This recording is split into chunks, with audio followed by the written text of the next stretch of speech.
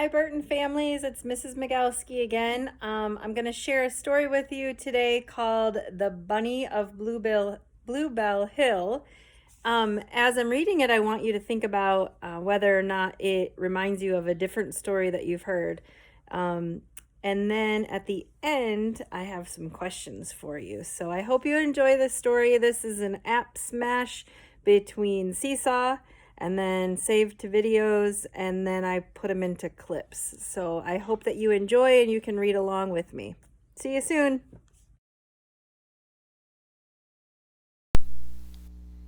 The Bunny of Bluebell Hill.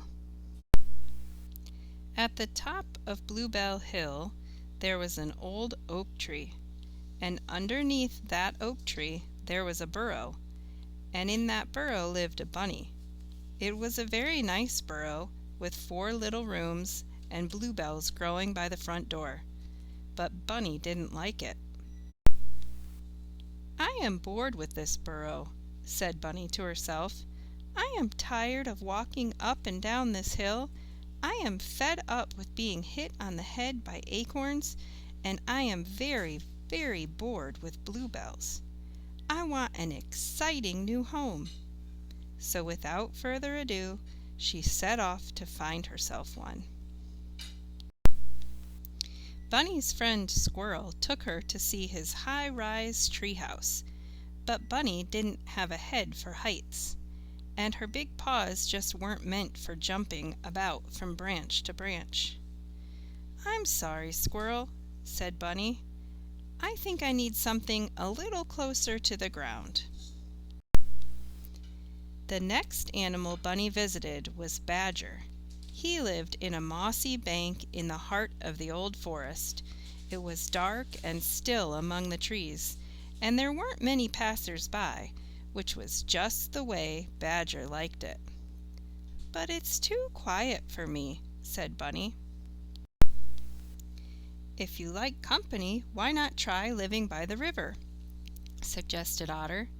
"There's always lots going on down here." But Bunny only had to take one look at Otter's houseboat to know that it wouldn't suit her.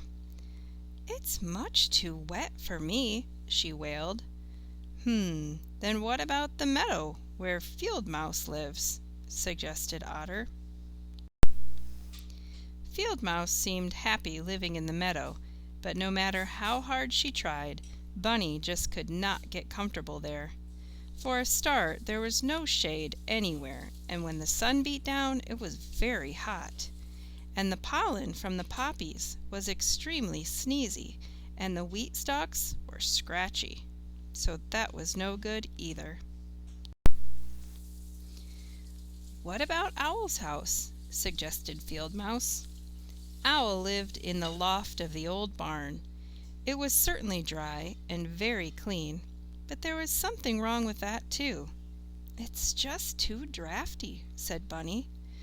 Would she ever find a new home? In the shadow of the mountain the little rabbit found an empty cave. It was slightly gloomy, but at least there was lots of space. She thought it might be just the place until she heard a rumbly sound, a low, grumbly, growly sort of sound. Then she realized it was Bear's house. "And Bear snores too much," said Bunny. "I couldn't possibly live near him." Bunny was about to give up looking when she came across a smart blue door amongst the twisted roots of a chestnut tree. "This would be perfect," said Bunny to herself. But something seemed wrong. The place had a funny smell, a frightful, foxy sort of smell. Suddenly Bunny felt very afraid, and she ran away as fast as she could. Bunny ran and ran, past the barn and the field, the river and the forest, all the way back to Bluebell Hill. She ran up the hill, past the bluebells and the oak tree, and straight in through her own front door. Bunny looked around her little burrow. It's not too hot or too wet. It's not too quiet or too noisy. In fact, "It's the perfect place for me," said Bunny happily. And so it was. So, did that story remind you of something that you've heard before? It really reminded me of Goldilocks and the Three Bears, where Goldilocks is trying to find the perfect spot, and something's too soft or something's too hard. It's kind of the same thing with Bunny. And she goes to realize that her house is fine and will do for her right now. And I thought this story was good because we're all stuck in our homes. Um, whether or not it's like our dream home, it is where we're stuck, so we have to make the best of it. I know I've been doing some rearranging and some cleaning and organizing. So my question for you is, what have you done at home to make it more ideal for yourself or for your siblings or your parents? What sort of things have you done to contribute helping at home? So maybe have that conversation.